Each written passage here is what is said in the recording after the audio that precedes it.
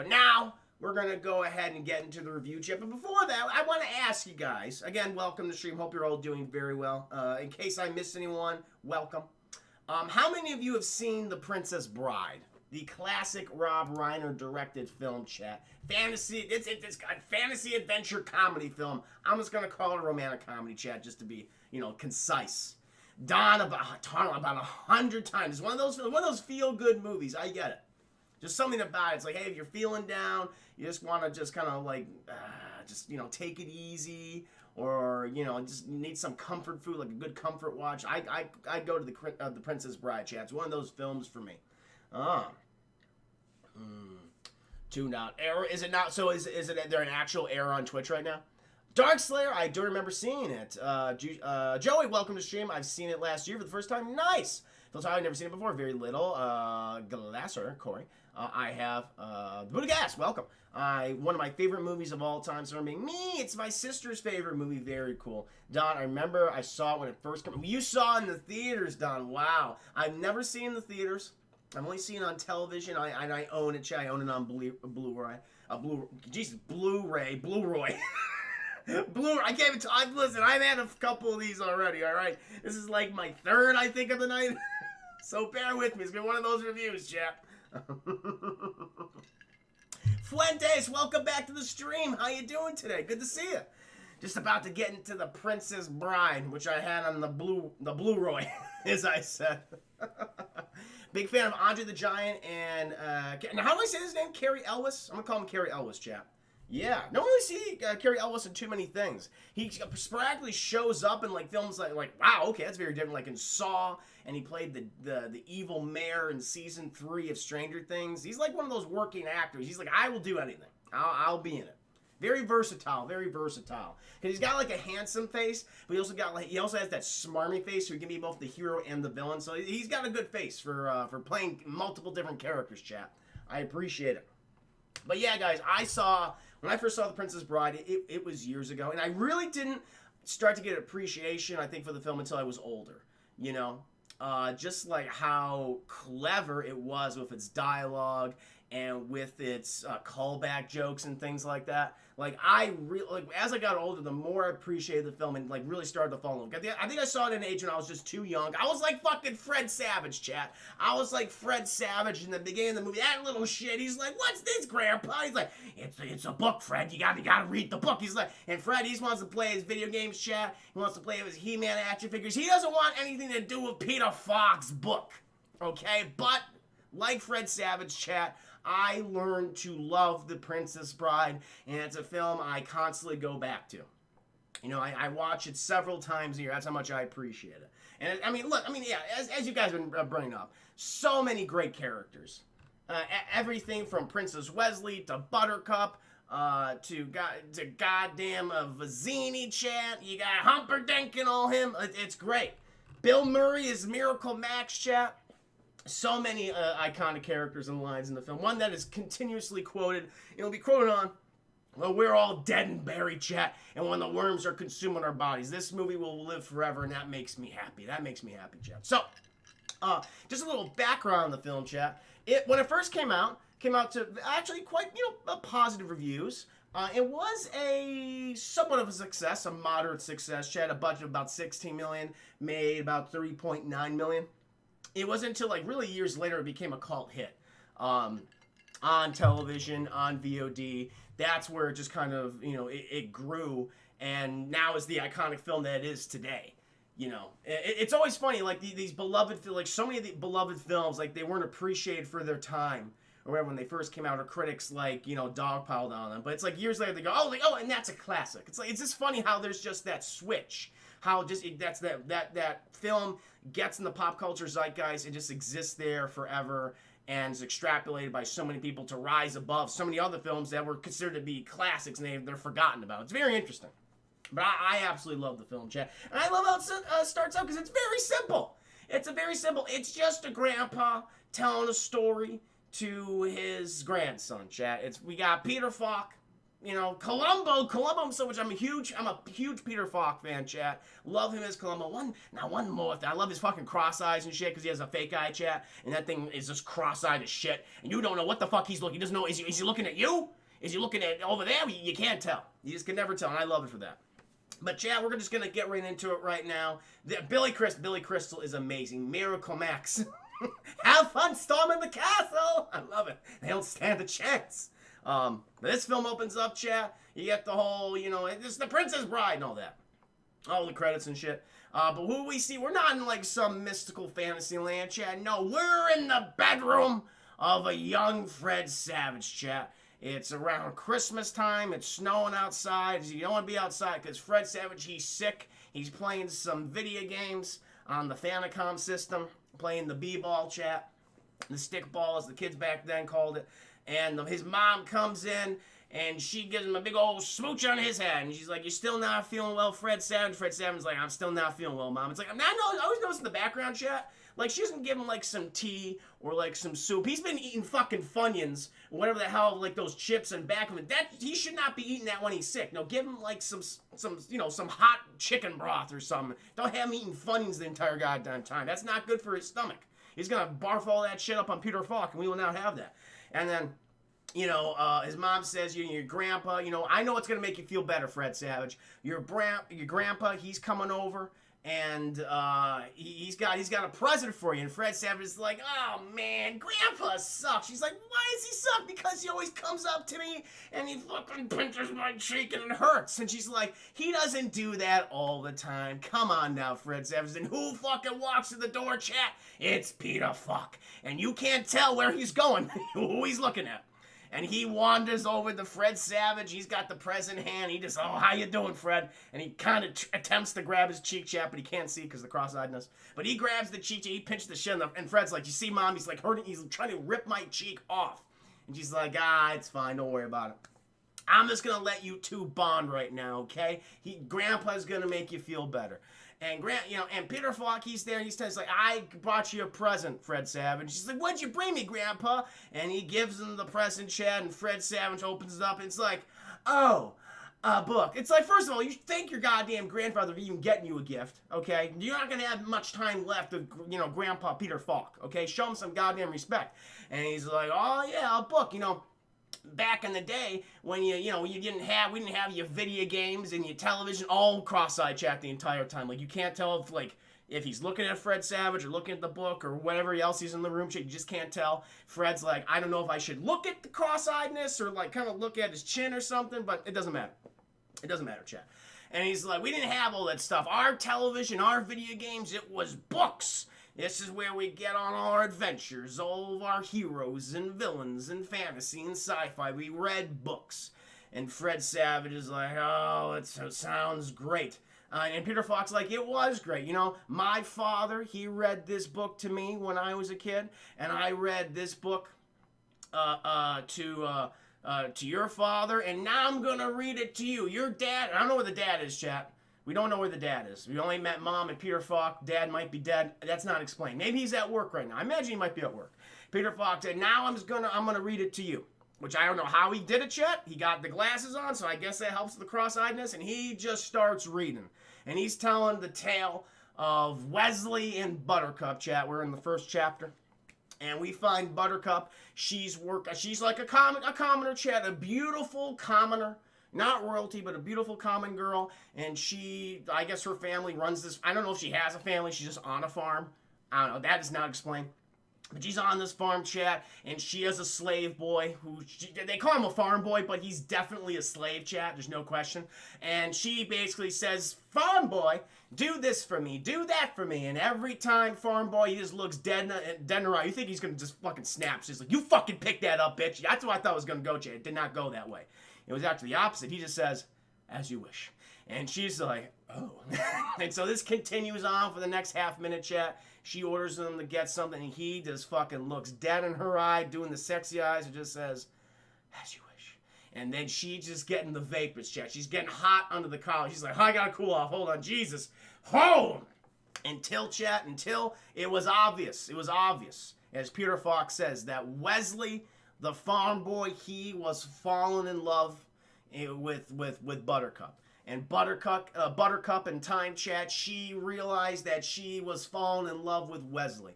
And then they just start smooching, chat. That's all they want to do is smooch. But it's now there's an end to smooching. Because Wesley's like, I don't want to be a farm boy the rest of my life. I'm going to go seek my fortune across the sea. And I'm going to come right back. I'm going to come right back and I'm going to have all this fortune for her. And she goes, cool, let's get all that money and then we'll get back to smooching. But during his journey, chat, we learned that Wesley, he was attacked at sea, and he's been presumed dead. So the whole fortune seeking did not work out for Wesley. Buttercup is devastated about this news, chat. And also during this whole kissing scene, Fred Savage is like, Grandpa, this fucking sucks. And he's like, listen here, you little fucking shit. You're gonna listen, you're gonna sit there and listen to the book. And then Fred Savage eventually likes the kissing, all that chat, but for now he doesn't like it. He doesn't like it. And Peter Fox being very aggressive about this. So, cut back, Buttercup, distraught. But thankfully, Chad, apparently, she lives in the country of Florin. And every 100 years, I guess, I think it's every 100 years, the son, the eldest son of the royal family, he marries a common girl. And we're introduced to Prince Humperdinck, chat. Prince Humperdinck, not a great guy. Kind of, he's like, for now, he's kind of aloof and, very haughty. It's like, oh, I get he's kind of a dick, but he's much worse than that, chat. We'll get to that later in the film. All has not yet been revealed, and he's presenting on this precipice to all the mud people, as he calls them. Welcome, mud people. As you know, I marry a mud person my family marries a mud person every 100 years, and that year's today.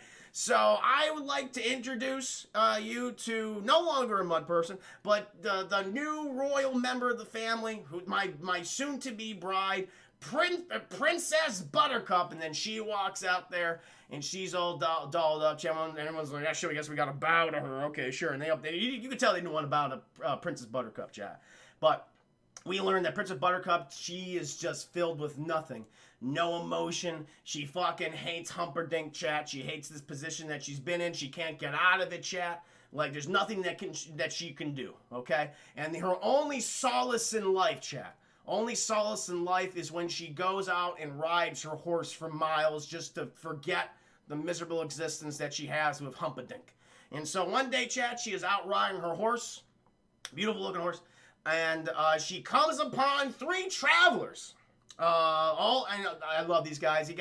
You have Vizzini, who is the Sicilian, basically mastermind, chat. We don't know that yet. We have Vizzini, we have Inigo Montoya, and we have, I always call him Andre the Giant.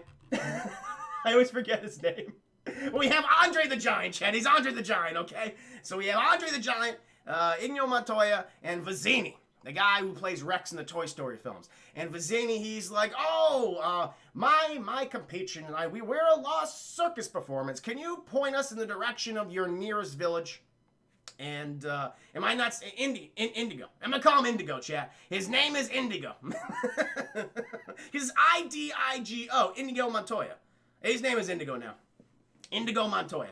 And so Vizzini's like, is there a village nearby and then where we can meet up with the rest of our troop? And she goes, there's not like a village for miles. We're like in the middle of nowhere. Wallace Shawn. That's it. Thank you, $2. His name is Wallace Shawn. He is Rex from Toy Story for the rest of his life. That's how I know him, chap. And here we're going to call him Vizzini. Or I can call him Rex from Toy Story. That might be pretty funny. I'm going to call him Rex from Toy Story. Rex from Toy Story, chat. Rexel says, well, that's great. And they want to hear your screams as we kidnap you. It's always a ruse, chat.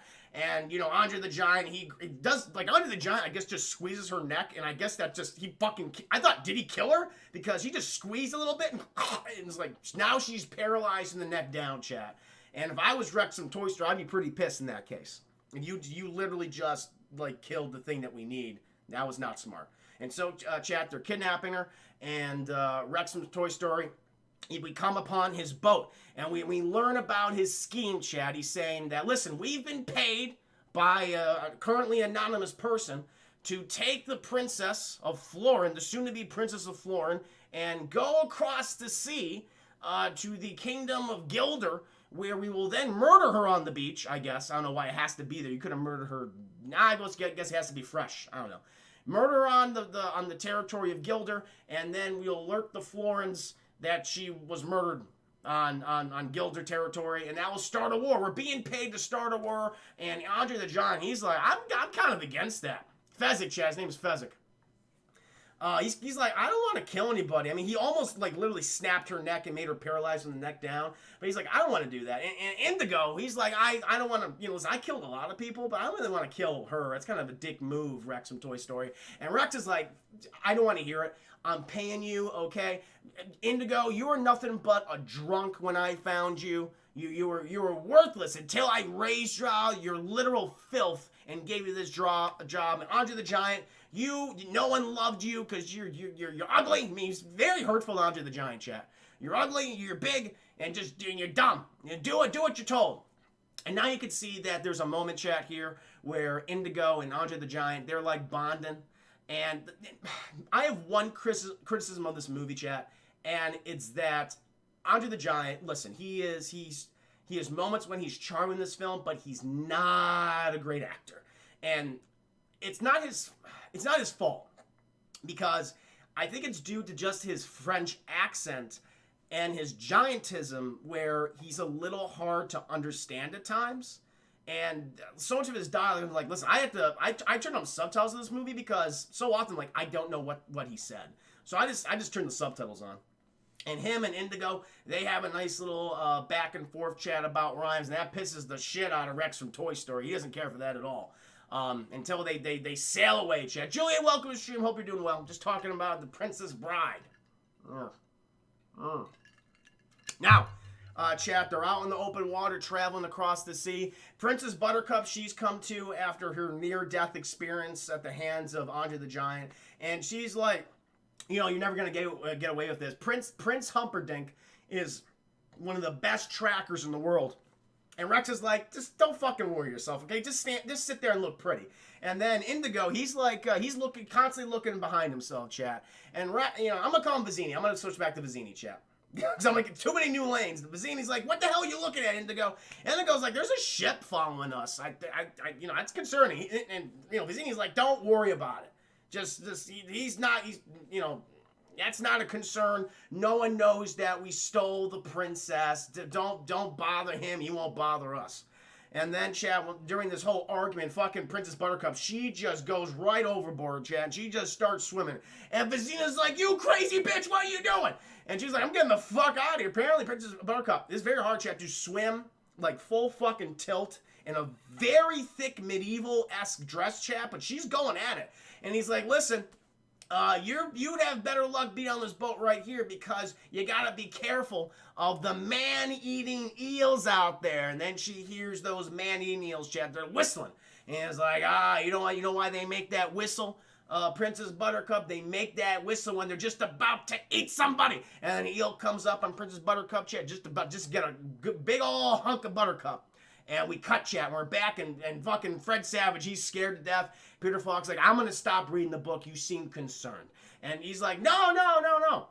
No, get back to it, Grandpa Peter Falk. I would appreciate it. And he's like, okay. And then Peter Falk, he lost his place because he can't see where he's reading because he's cross-eyed. He's like, no, Grandpa. He's like, hold on. I'll get to it. And he finally does get to it, chat.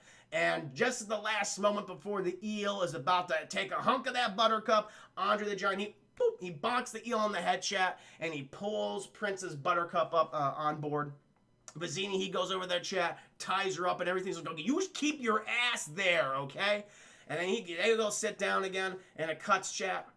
A few hours later, it's almost dawn right now. And Indigo, he's like, yeah, that guy's like gaining on us. He's like right behind us. And he's like, fuck! He must know we have the princess! Inconceivable! We get that famous line multiple times. Who we have here? Ron Sneal. I'm gonna call you Ron. Welcome, Ron. Hope you're doing well tonight. Reviewing The Princess Bride.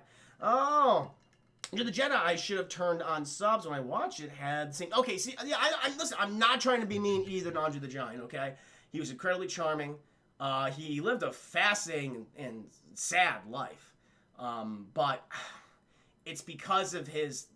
I don't even want to call it an impediment, like speech impediment. It's just that because of his giantism and his thick French accent, he kind of struggled with his lines, you know, but he's still very charming. There are definitely there's a lot of moments in this film when he's used to great effect, particularly towards the next, like, this is the weakest part of the film with him, but the next 2/3 film when he's back in it, he's great. He's absolutely great. I know that's probably an unpopular critique, but that's, you know, I'm just telling you how I feel. I gotta be honest with you. I'm obligated to review these. I'm being honest.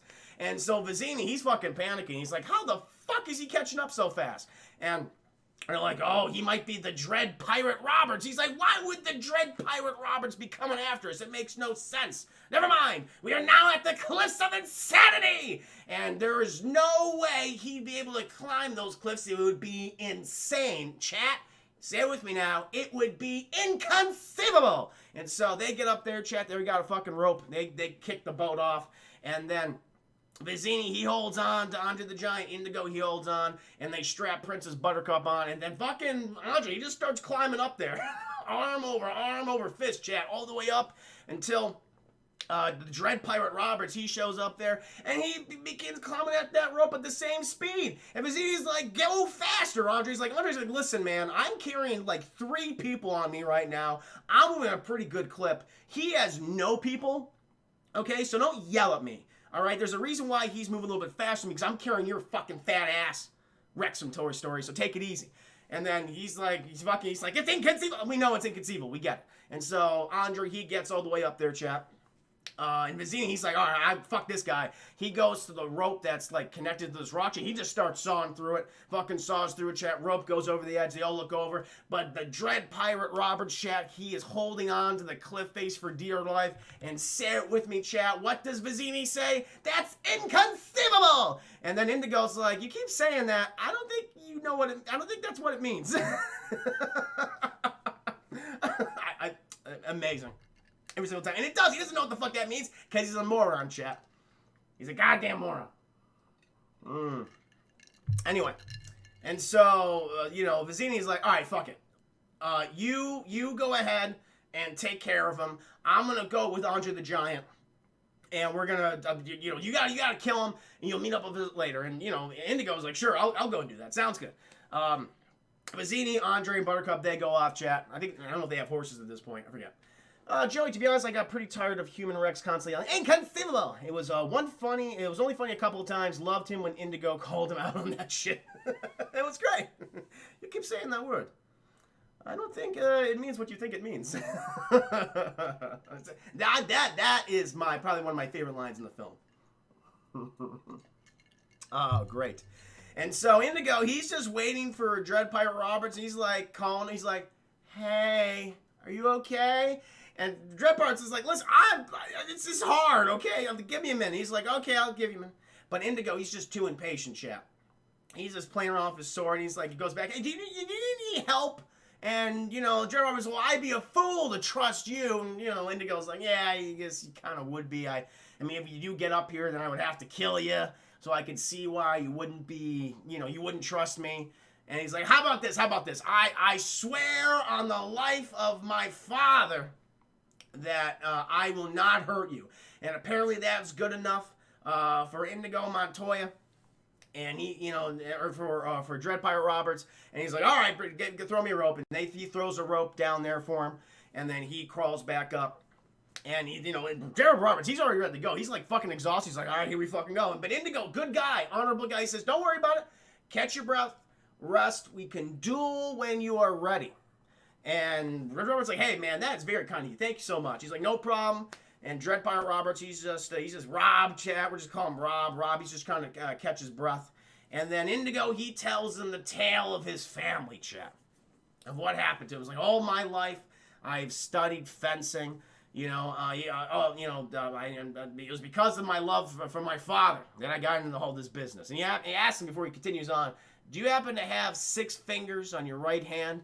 And, you know, fucking Robert, he's like, no, I got the usual 5. He's like, all right. The reason why I ask you is because my father, he made a sword for a man with 6 fingers on his right hand. The man promised a great amount of money for the production of this sword. And my father, he crafted, is this sword that you see before you? And fucking, he's like, hey, you want to look at it? He's like, yes, thank you for trusting me. Robert's like, this is an amazing weapon right here. This is quality shit. Hands it back. And he's like, yeah. So the guy, the six-finger guy, he came back and he wanted to give my father a tenth of the price that he promised. And my father said, fuck no. And he stabbed my father, slashed him through the heart. And so I was obligated then to duel this man. I challenged him to a duel, and all I got for my luck was these scars on the sides of my face. And for the rest of my life, I have spent training in the art of fencing for 20 years until I find this man and seek my revenga. And Robert's like, that is actually a really sad and dramatic story. I wish you the best of luck. You seem to be an honorable man. And Indigo's like, you seem to be an honorable man too. And it's like, we saw we got to kill each other. The way it has to be done, you know? I work for Vizzini. This is what we got to do. And then they start dueling, Chad. And this, again, is probably one of the most iconic. It's Rob. That's his name. It's Rob. They start dueling. One of the, probably the most iconic fencing scenes in film history, Chad. Probably up there with Ridley Scott's The Duel, which was actually his first film before he did Alien, Chat. Great film with Harvey Keitel. Highly recommend checking that out. Where it takes place over like multiple decades of these two guys is constantly meeting up to duel, and each one gets like the upper hand, but they always come back to do it. It's very good movie. I highly recommend it. But actually, the actors train with different types of swords and things and axes. It's pretty cool. Throughout the various fights, it's very whimsical. Like Indigo, he's like, well, I'm fighting him with my left hand because I'm right-handed, and if I use my right hand, it would be over too quick. And so, like in the middle of the fight, like he's like, oh, I have something to tell you, Rob. And Rob's like, what you got for me, man? Because they're saying like, oh, you're very good at this, but yes. But I am actually right-handed. And then fucking Indigo, he switches to his right hand. He gets the upper hand, chat, on Rob. And Rob goes, I have something to reveal to you, Indigo. And it's like, what's that? I, too, am right-handed. And now Rob has the upper hand on Indigo Montoya, chat. And they start dueling yet again. But in the last moment, chat, Rob, he gets the ultimate upper hand. You know, over the double upper hand on Rob. He slashes his hair. It's like, oh, his hair is beautiful. And he knocks the sword out of his hand. And Indigo's just like, hey, man, just make it quick. And Rob's like, it would be terrible for me to kill an artist such as you, good sir. He just knocks him on the head, chat, knocks him out. So, okay, Rob doesn't seem like a bad guy, chat. He seems like an honorable man. And so now Rob, he's going after Princess Buttercup, Vizzini, and Andre the Giant. Speaking of which, you know, because Vizzini, he sees Rob coming over. He's like, listen, Andre, I'm going to go take the princess. You pick up that rock and just, boom, you hit him. And Andre's like, I don't want to do that. It seems mean. He's like, fucking do what I tell you. And he's like, okay, all right. And so Andre the Giant, he hides behind like a big old boulder, chat. And while Rob's running through, he throws a big rock at him, but he misses. And, you know, Rob's like, oh, shit. He's like, yeah, I didn't want to hurt you, you know. I didn't think it would be fair if I hit you with the rock. Because I was told to just, like, be stealthy. I'm not a very stealthy individual, so that's why I threw. So now we can start wrestling, chat, because Andre the Giant's a wrestler. So at this point, chat, we get a little bit of a wrestling match, as I like to call him. You know, Rob, he's running up on Andre, but no effect. And then eventually, Rob's like, okay, I gotta take this guy down. I just gotta choke him out. And so he jumps on Andre's back. They're having a conversation. Again, chat, I cannot understand what Andre the Giant is saying here. I don't know any of the lines. Oh, do you know The Duelist was Ridley Scott's first film? Yeah, it was called The Duelist, not The Duel. Thank you for the correction, too, now. Great movie. Very enjoyable.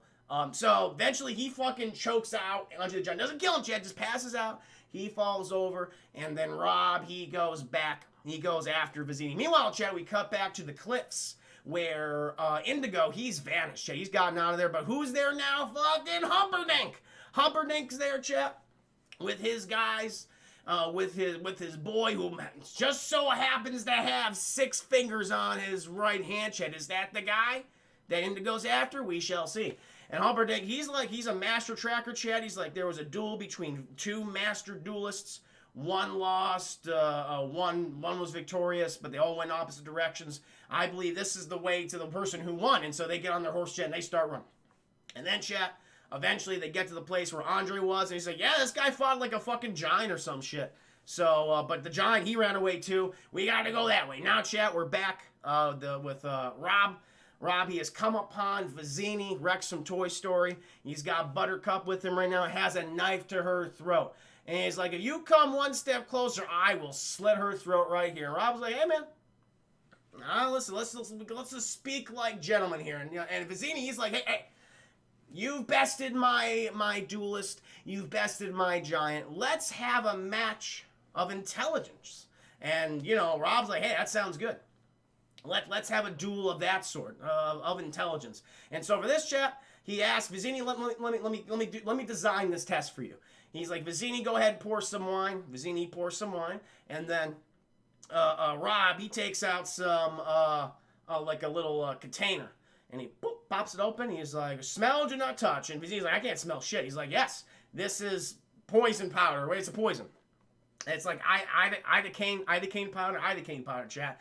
He's like, you cannot smell it, and it dissolves instantly in liquid. If you drink it, it is instant death. And Vizzini's like, hush, scoffs, chat. And so then Rob, he takes the 2 glasses, chat, and he pours them in, and behind his back, so Vizzini can't see what's happening. And then Rob, he's like, whoa, which one did I, whoa, and he puts them right in front of him. And he's like, now, which one is it? And Vizzini, he goes off on a whole goddamn spiel, chat, trying to prove he's so smart. But really, he's not that smart. He's kind of an idiot, and he's just stalling for time. And Rob's like, I know what you're doing. You're just stalling right here. And Vizzini's like, don't, no, you don't know what the hell you're doing. He's like, oh, what's happened over there? And, Robbie's like, what happened? And Vizzini does a little switcheroo. He switches the glasses, chat. Now he thinks, now he's going to get Rob right here. And he's like, oh, it must have been nothing. Let's just drink our wine and to the victor. And then they drink their wine, chat. And Vizzini, he starts laughing. He's like, ha ha! And Rob's like, hey, you fucked up, man. You're dead. He's like, no, I didn't fuck up. Not in the slightest. You are the fool, sir. Never deal with Sicilian when death is on the line.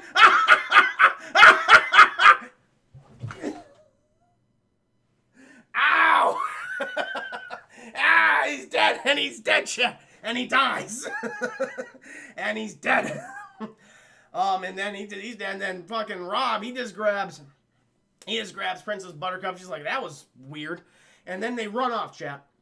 And they run off, and eventually they get to a point where Princess Buttercup's like, why are you doing this? Who the hell are you? And, Rob, he's not revealing nothing. He's just saying a lot of mean things to Buttercup, saying that I'm okay. I'm okay. I wanted to do it for dramatic effect. The fall was much farther than I thought, chat. Ow. See, that was good, though. I could make a good Vizzini. But... and he's just saying all sorts of mean things to Buttercup, and she's talking about true love, chat. I've been waiting for my true love, and Rob's like, oh, the true love that you promised that you would meet with again. Now you're marrying Prince Humperdinck or whatever his name is, and she's like, he died, and I was forced into this marriage. I didn't want anything to do with it. And he was gonna backhand her, chat. He was just about to backhand her in some scene, and then he says additional mean things to her. And he's like, oh, what would you do? I would kill you, Rob. And he's like, ah. And until then, fucking, he's like, well, go ahead and die. And she pushes him off this hill, chat. And then he says it, chat, as you wish. And she's like, holy shit, I think I may have murdered my true love. And then she rolls down the hill, chat. Very goofy. They have stunt doubles for this scene, and they did not give a shit about, having them look anything like the actors. Wesley, it's not Rob anymore, Chet. He's actually Wesley now. It's Wesley in disguise. He had a mask on and everything. Wesley, he is played by a much older man. And Princess Buttercup's stunt double has a beard. So again, very fucking goofy. Tuned out. I know you're here, tuned out. Oh, Zodiac, welcome to the stream. Hope you're doing very well. Yes. And so they're rolling down the hill, chat. They come there. They stop. It's like, whew, what a day. And once they start smooching, chat. They all start smooching because they haven't seen each other in 5 years at this point. But then who's atop the hill, chat? It's fucking Prince Humperdinck. Prince Humperdinck's there. And once he's like, we gotta go, girl. And then what did they run towards, chat? The fire swamp. Or was it the swamp of despair? What's it called? Is it called shit, what was it called? Was it called the fire swamp? I'm gonna say it was the fire swamp. They're heading towards the fire swamp. Princess Buttercup says, why are we going there? No one has survived that. No one, and but Wesley's like, but we might. There's a possibility. It's true, no one has survived, but we might be the first ones. And so they run in there, chat, and then he's revealing his backstory, chat, all the stuff that happened. He's like, well, I did indeed try to seek my fortune. across the sea, but my ship was come upon by the Dread Pirate Roberts. He's like, but aren't you the Dread Pirate Roberts? He's like, no, actually, the person who came upon me, who said he was Dread Pirate Roberts, wasn't the original Dread Pirate Roberts. And the person who came upon him wasn't even the original Dread Pirate Roberts. Matter of fact, the original Dread Pirate Roberts, he's retired like in fucking Fiji 15 years ago. He's doing fine. But to keep up the legend, they constantly find a new person, to take over as the Dread Pirate Roberts. He explains a situation like this. It's like, hey, every time he's like, the new Dread Pirate Roberts wants to retire, he fires the old crew, and he brings on a new one, but he's now becomes the first mate, and I'm called the Dread Pirate Roberts, and that's how it is. And I've been able to amass my fortune, Princess Buttercup. I can finally take care of you. We can have our ideal life. And then she's sucked immediately into some quicksand, chat. He goes, fuck! And he dives right into her, chat. And there's also fire, like, blast, and she gets set on fire, gets a little scorched, a little crispy, chat. But she gets sucked into, like, the sand pit. He goes in there, chat, and he got these fucking weird puppet rat creatures waddling around. Very gross. He pops open. He drags them both up there. And she's like, we are never going to survive this. He's like, don't lose hope, princess. There's nothing stronger than true love. And then they start smooching. Then they get up. And it wasn't attacked by a rat monster. And this thing just fucking gnawing on him, chat. It's gnawing on his arms, gnawing on his shoulder. There's like a lot of blood in this scene. A lot of blood just gnawing on like his shoulder, chat, his arms. And at one point, then, like, you know, Princess Buttercup, bless her heart, chat. She's trying to help. She grabs like a big old stick. She's like, and she's trying to hit it. No effect. Wesley's like, all right, that's not helping. And then he fucking pushes the rat over to, like, one of those big holes the fire shoots out, blasts the rat, chat. Wesley comes over and he stabs that rat like a good 3 times. He skewers that son of a bitch, chat. And now he's dead. Now he's gone. But now he's like, all right, well, I'm kind of fucked up, but I think we can finally get out. We can finally get out of the fire swamp, and they get out of there, chat. They're continuing to smooch, have a good time. But then who comes upon them, chat? Fucking Prince Humperdinck. He's the master tracker, as I said. And he's like, all right, kill that guy. And, you know, Prince Buttercup's like, no, don't kill him. He's like, well, you know, if you kill him, I'll never come back with you. And he's like, well, I don't want that. She's like, if you take him back to his ship completely unharmed, then I will return with you to the castle. I will be your bride. And he's like, fucking done deal. And then he goes ahead. He looks over to the 6-finger guy. He's like, fuck her. Take him to the pit of despair. And then he's about to get taken to the pit of despair. And the 6-finger guy's like, no problem, boss. And then, you know, Humperdinck, he takes Buttercup back to the castle. But Wesley knows what's happening. He knows what the game is, chat. He knows what's going on. And, you know, he notices 6-fingered guy. He's like, you got 6 fingers. I see that. You know, I know someone who would like to meet you. And the guy goes, I'm sure you would. And then Wesley gets knocked out, chat. It's not looking good for Wesley. Then, chat, we eventually, I think we cut to the pit of despair.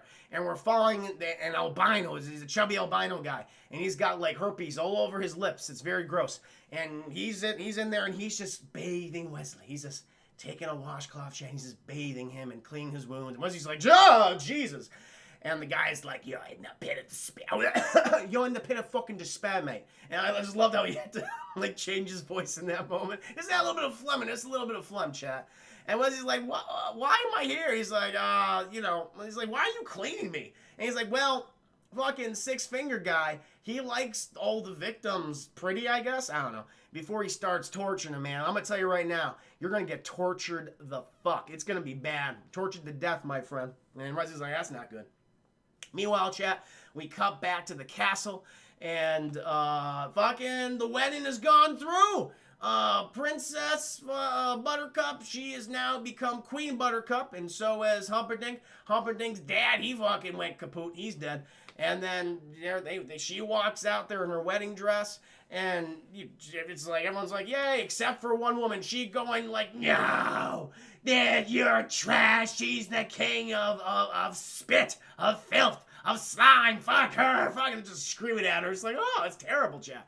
And then we cut to Fred Savage. He goes, Grandpa, what the hell? What's happening? And Peter Fox is like, this is the way it is. This is how, sorry, chat, this is the way it is. Stories are sometimes like this. He's like, but this is terrible. Who's going to get Humperdinck? Who's going to kill him?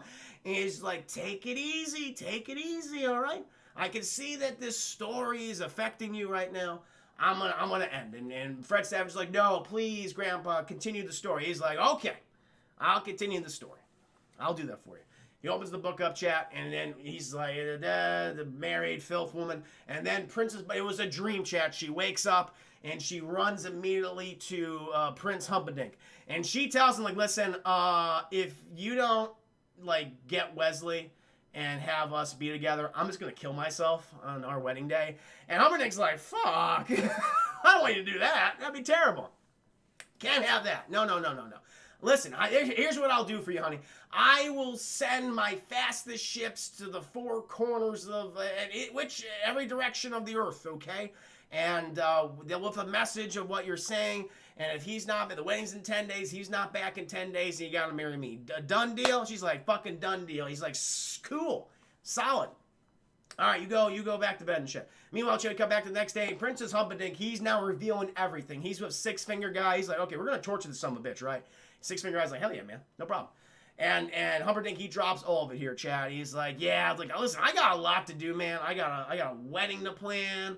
I got a war to plan. I got a bride to murder because it was a scheme, chat. Prince Humperdinck, what he wanted to do, he wanted to orchestrate all this. He doesn't love Princess Buttercup, obviously. He was the one who hired Vizzini to kidnap her, take her to the shores of Gilder, chat, murder her there to initiate the war. Because what do wars produce, chat? Money. It was all about the money, and Humperdinck's all about that. And so he's like, all right, well, she's going to marry me, and I'll fucking kill her. We'll blame Gilder and shit. It'll be great. You're going to go torture Wesley? She's like, yeah, man, I'm going to go torture him. Fucking knocks on a tree, chat, secret passageway. He goes down there. And then we're introduced, and like, Six Finger Guy's like, do you want to watch me torture him? He's like, nah, I got a lot of shit to plan. Six Finger Guy's like, next time. Okay, rain check. And Six Finger Guy, he goes down there, chat. And Wesley, he comes to. He's got these suction cups connected to his face, chat, his temples, his chest, and everything. And Six Finger Guy's basically explaining, it's like, yeah, so this machine I created, it's, used with water. It's actually, it's very easy to make. But it literally sucks the life out of you. Tremendous pain that sucks the life out of you. I'm just going to put it to one. I'm just going to put it to one year, okay? And he does it, and Wesley, horrible, horrific pain. And, Six Finger Guy's like, I just sucked the life out of you. He's like, this is like all about like the scientific experiment. He's like, can you explain to me what you felt? And Wesley just goes, he's crying. He's just blubbering, chat. It did not look good. Looked quite painful.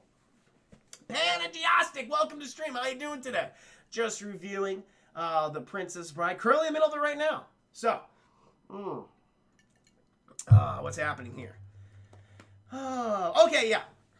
Are we on the, okay, yeah, so now we're at the day, I believe we're at the day of the wedding of Prince Humperdinck and Buttercup, and, the whole thing, it's like, well, Prince Humperdinck's like, sorry that it's not working out, he didn't come for you, and she's like, bullshit, you didn't send those goddamn ships, did you? He's like, yeah, I didn't. I really didn't. And she's like, well, fuck, he's going to come for me no matter what. There's no way in hell that I'm marrying you tonight. And that just sets Humperdinck off, chat. He's like, he is not happy about this. He tells this guy who's there with him, he's like, double the goddamn guard tonight. I want 60 instead of 30 people. I want to guard my wife and me and all that shit. It might be an assassination attempt by Gilder assassins.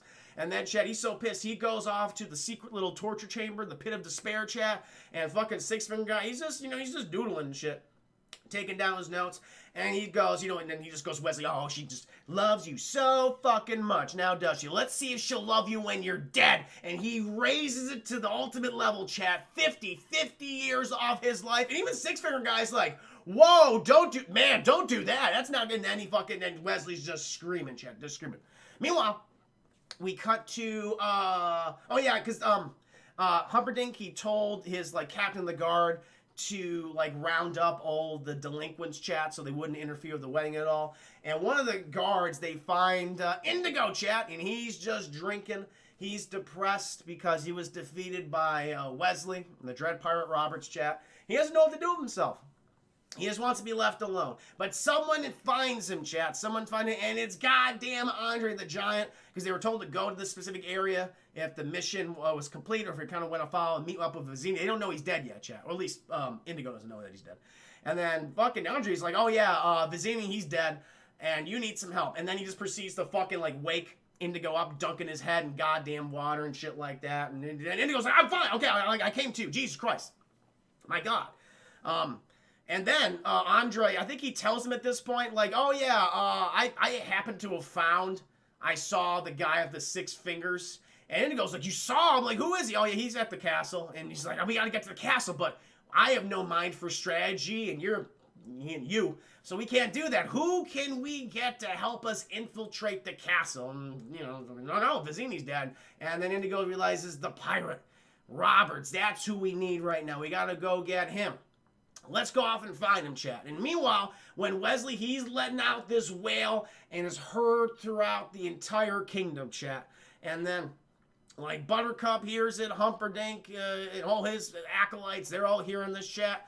And so do Andre the Giant and Indigo. And Andre's like, what the hell is that?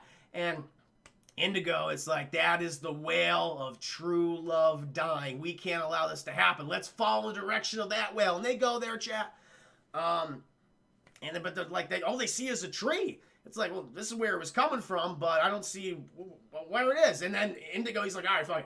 I'm going to pray to my dead dad. I'm going to use my sword as a barometer. It's like, hey, Dad, I haven't talked to you in a while, but I could really use your help to find the source of the wail of true love dying. And Dad somehow possesses the goddamn sword, chat, points in the direction of the tree. Indigo, he thinks, Dad's just fucking with him beyond the grave. He hits the knot, the exact knot he needs to hit, chat, and it opens up. It opens up to the secret passage.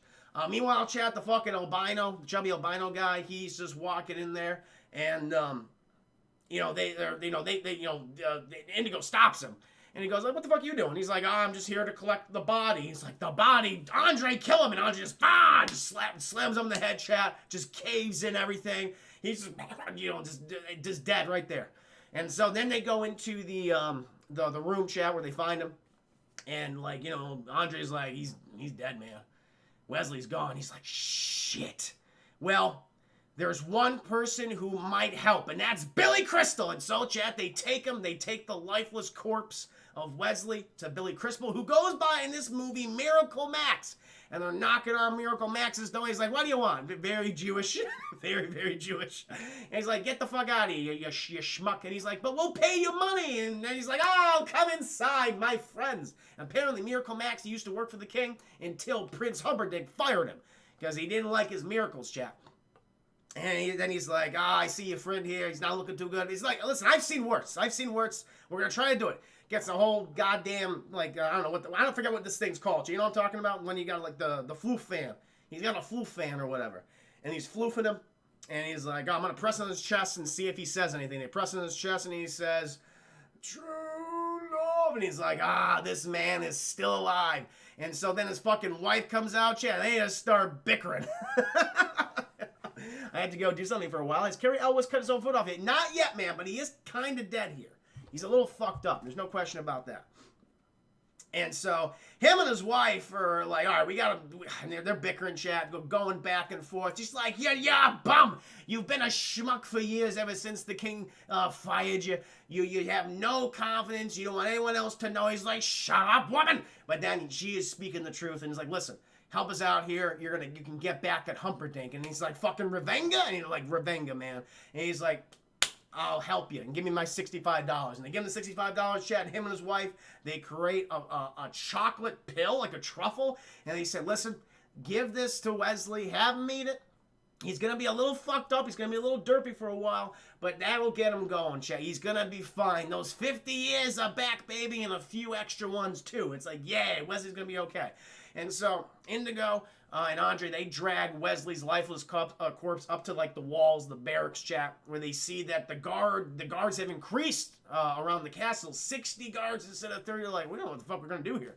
Let's fucking feed Wesley the pill. And they have him munch on chat. He comes to. He's like, he's like about to stab both Andre and Indigo. He's like, what are you doing to me? He's like, why can't I move anything? And they go, oh, sorry, we're here to rescue. You almost died in the pit of despair, but we got your back, man. We need your help. Six-finger guy, he's in there. You want to kill him. Your bride to Princess Buttercup, she's in there too. You know, I think you want to get her out. Andre's like, I'm just happy to be here. And he's like, can you help us form some strategery to get past these guards? And they kind of, you know, Andre, you know, takes his head. And he's like, see over there? He's like, yeah, what's this? Man, I need at least a month to plan something like this. Like, the odds are heavily against us at this point. You know, and he's like, I have no idea what to do. Unless, do you happen to have a black cloak, a very large black cloak? And Andre's like, fuck yeah, I do, man.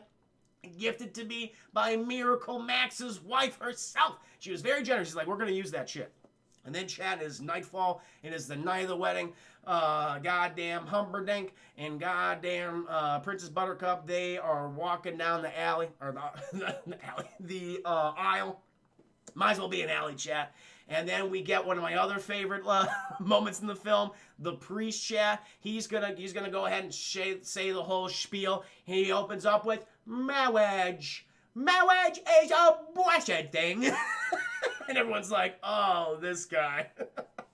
Go on and on. Like, he has a speech impediment, chat. He's got a big one. And Prince Humperdinck's like, fuck me. I should have killed him. I should have replaced him with someone else. He's like, come on, let's get the fuck on. Let's get on with it. Meanwhile, outside, chat, the guards are freaking out because they have Andre the Giant on a cart and he's cloaked in like the black cloak before, and he's saying a whole bunch of nefarious things that I can understand him, chat. But it sounds mean. It sounds like he's basically like, you guys better open the fuck up or I will suck out your souls through your faces. He kicks down the goddamn door, chat. Everyone's like, oh, get the fuck out of here. Everyone's going off in every direction. Captain the Guard's like, oh, I'm gonna stand my ground. And then they're like, all right, let's set Andre the Giant on fire. So Indigo and fucking Wesley set him on fire, chat. And he's screaming and shit. Everyone's like, oh my god. They all run off, chat. Eventually, you know, Andre takes off the burning cloak. And then Wesley's like, Andre, the porticule, the gate's coming down. Get the gate. Andre, he gets the gate and he just throws that shit back up. The captain's guard's like, please don't hurt me, please. And it's like, we won't hurt you, sir. We won't hurt you. We just need the key. He's like, what key? I don't have a key. Andre's like, I will literally rip your arms off. He's like, oh, this key. Yes, I have it. Here you go. And now they got the key, chat. Now they're infiltrating the castle. The storming of the castle has gone quite well, despite the misgivings of Miracle Max and wife. And so now they're inside, chat, and they're fighting all the goddamn guards. Indigo, he's just stabbing everyone in the tummy, chat. There's a lot of widows on this night, a lot of widows. Andre, he's bonking people. Their fucking faces are caving in, blood and teeth and eyes just completely just screaming, chat. It's terrible. It's horrific, one might say. Until fucking Indigo runs into the guy, chat, the one he's been seeking. It's the six-fingered man, and he is like, my name is Indigo Montoya. You killed my father. Prepared to die. And the six-finger man takes one look at Indigo, readies himself, and fucking just hightails it. Just gets out of Dodge, shit, starts running. Indigo's like, what the fuck? And he chases after him. Andre's like, we don't really have time. It's like, god damn it. And then all during all this time, chat, fucking marriage. And the marriage guy, he married Princess Buttercup and Humperdinck. Or kind of. She didn't say I do, but he's like, yeah, you're married. There you go. And then Humperdinck, he's like, Dad, take my bride-to-be to her betrothal chamber. And Dad's like, I don't know who I am. And he waddles out with Princess Buttercup, and she's talking to Dad, chat. She's going, listen, you've always been very kind to me. I'm sorry that this is going to be the last time we see each other. And he's like, why? What's happening? She's like, well, I'm going to kill myself in like a few minutes. And he goes, well, that's fucking lovely. He says, honey, she kissed me. Why don't you kiss me anymore? Wonderful scene. Meanwhile, chat, we cut to Indigo Montoya. No, we cut back to, because Indigo Montoya, the six-finger guy, he ran through like a passageway and he closed the door, and he can't open the goddamn door. He's just slamming this door. He's like, Andre, help me. Andre's like, fuck. Wesley, hold on. I'm gonna come back for you. Let me just hang you on this suit of armor. And Andre, he just fucking bonks on the door. He's like, there you go. Proceed. Indigo, he goes rushing in. Andre goes back and he puts Wesley on a bed check. He's like, you are too much to handle. I gotta get some white horses for us to escape on when all this is done. And then shall we get the duel between Indigo Montoya and the six-fingered man. Is not going Indigo's way. Six-fingered man is kicking his ass, and he's just mocking him. He's like, I enjoyed killing your dad. I enjoyed, like, beating the shit out of you and scarring you. Like, he's just stabbing the shit. Like, Indigo's like his insides are now his outsides, chat, bleeding profusely. But Indigo's like, I will not let go of the love, true love, chat, the true love of a boy's love for his father. He's holding on to that. And he's going, my name is Indigo Montoya. You killed my father, prepare to die. And he's like, oh shit, he's like resurrecting himself. Oh my god, he's got a health potion. And they start doing it again. And he's stabbing him. Indigo's stabbing him. And he keeps saying the line over and over and over again. And he's like, you killed, my name is Indigo Montoya. You killed my father, prepare to die. And 6-fingered guy's like, stop saying that, it's annoying. And then Indigo Montoya goes, bah, and he stabs him right in the tummy, chat. And there's blood and everywhere, and it's terrible. And then he's fucking keels over, chat. He's dead. The 6-fingered man is dead. Indigo Montoya's like, I don't know what to do with the rest of my life. I dedicated myself for 20 years. I'm kind of having a midlife crisis now. That wasn't fulfilling. And then he runs off, chat. Meanwhile, Princess Buttercup, she's in her betrothal room and she's crying, chat. She's running around, but then she hears some words coming from the bed. Is it Princess Humperdinck? Is he butt naked? No, chat. No, it is Wesley. And then she just starts smooching on Wesley. Wesley's just can't, he's just fucking limp. He can't do anything, chat. And she goes like, what's wrong? He's like, I can't move anything. I'm not feeling too good. I mean, I'm alive. You know, I got 50 plus years back on me now, but not feeling all that great. And then who walked into the betrothal room trying to get his fuck on, chat? It's Prince Humperdinck. He's in there, and he sees Buttercup smooching on Wesley, and he's like, fuck this. He pulls out his sword, and Wesley's like, don't you do that. Don't you do that. Because I will come down on you so hard. I will cut off your nose. I will peel off your skin. I will gouge out your eyes. But you know what I'm going to save on you? I'm going to cut off your goddamn limbs and all that shit until you're just this lump of meat. But the one thing I'm going to leave on you is your ears, because I want you to hear everyone's shock, everyone's horror as they wheel you across the yard every goddamn day. People, I want you to hear them saying, what is that horrific monstrosity that they are bringing before us? That is what I will put on you, Humperdinck. Your move. And Humperdinck's like, fuck, I'm done, man. I'm fucking done. No, I can't do that. And once he kind of goes like, he goes, ah!